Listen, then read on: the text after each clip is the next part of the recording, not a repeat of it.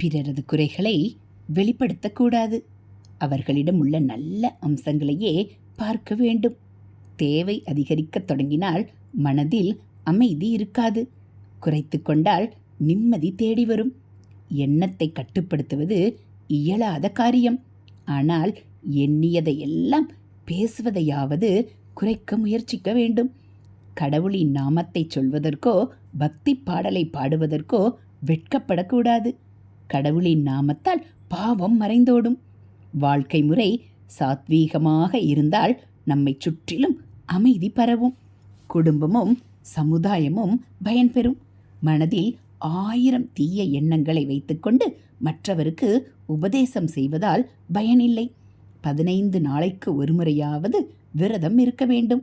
மற்ற நாட்களிலும் மிதமாக உண்ண வேண்டும். இது மகா பெரியவா அருள்வாக்கு.